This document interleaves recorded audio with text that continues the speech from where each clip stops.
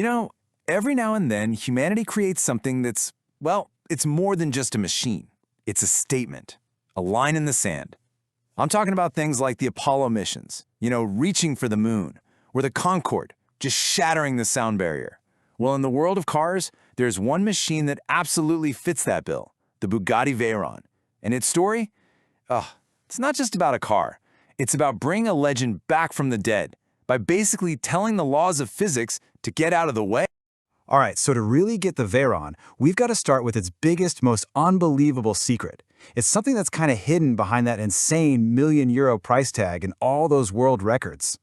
So get this is the crazy part. Even though this car cost over €1,000,000 to buy, Volkswagen, the guys who own Bugatti, they lost an estimated €4 million for every single one they sold. I mean, think about that. It was a complete and total financial black hole. So that leads us to the big question, right? The whole reason we're doing this explainer. Why? Why in the world would one of the biggest companies on the planet intentionally build a car that they knew would lose a fortune on every sale? Well, the answer, it's all about power, prestige, and this obsession with conquering the impossible. Okay, to figure that out, we have to rewind the clock. We need to go back to a time when the name Bugatti wasn't this, symbol of ultimate speed. It was basically a ghost, a forgotten legend on the brink of disappearing forever. So here's the quick backstory.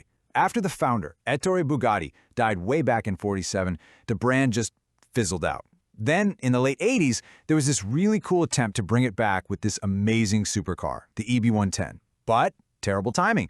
A global recession hit, and boom, by 1995, Bugatti was bankrupt. Again, for the second time. The factory was shut down, and it really looked like the name was just going to be a footnote in some history book. But then, our main character enters the story, a guy named Ferdinand Piëch. He was the chairman of Volkswagen, and he was a legend, and famously, incredibly demanding. He was on this mission, collecting luxury car brands like they were stamps. He'd already scooped up Bentley and Lamborghini, and in 1998, he spots the dusty old Bugatti name just sitting there. He buys it, and at the time, absolutely nobody had a clue what he was about to do. Because what Piëch was planning, it wasn't just another car. It was a mission.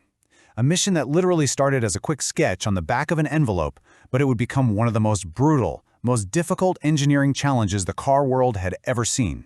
He laid down the law for his engineers. He gave them 4 rules, 4 commandments that were absolutely non-negotiable. First, more than 1,000 horsepower. Second, a top speed over 400 kilometers an hour. Third, 0 to 100 in under 3 seconds. And then, here's the part that just broke their brains. It had to be so luxurious and easy to drive that you could take it to the opera without a second thought. I mean, the engineers, they were floored. They literally thought he was asking them to defy the laws of physics. It sounded like a joke. I mean, just to put this in perspective for you, at that time, a Formula One car, the absolute pinnacle of racing, a machine built for nothing but speed, it had less power and a lower top speed. So Piëch was basically saying, I want you to build something faster than an F1 car, but I also want it to have air conditioning, a great stereo, and comfy leather seats. It was completely, utterly bonkers. So how do you even begin to build something like that? Well, you go on a journey through what everyone involved basically called engineering hell.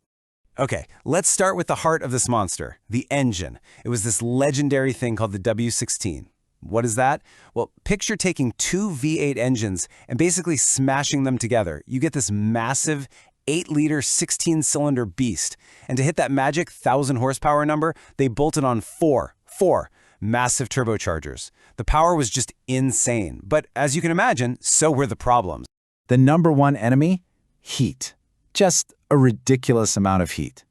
See, for every 1 horsepower of energy that pushed the car forward, the engine was creating 2 horsepower of waste heat. They literally called it a walking volcano.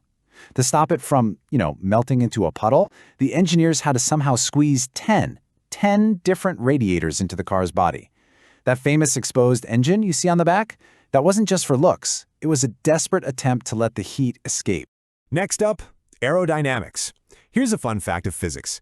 Anything going 400 kilometers an hour really wants to be an airplane. It wants to take off. The solution was pure genius. The car literally changed its shape as it drove. The coolest part, when you slam on the brakes, this huge rear wing snaps up straight into the air, and it acts like a giant air brake. It had the same stopping power as just hitting a wall made out of a Volkswagen Golf. But you know what might have been the single hardest problem to solve? The tires. Think about it. There was no tire on Earth that could handle those speeds, but also be, normal enough to drive around town. So Michelin had to invent a brand new type of tire just for this one car. The forces at top speed were so insane that the tires literally had to be glued onto the wheels. And if you needed a new set, a full replacement wheels and all would set you back over $120,000 for tires. And you couldn't just, floor it to get to top speed. Oh no, it required this whole special ritual. First, you had to bring the car to a complete stop. Then you take out this special second key, the speed key, and put it in a lockdown on the floor. And then the whole car transforms. The suspension drops, the wings retract, it all closes up, and it turns into this sleek, low-drag bullet ready to smash through that 400-kilometer-per-hour barrier.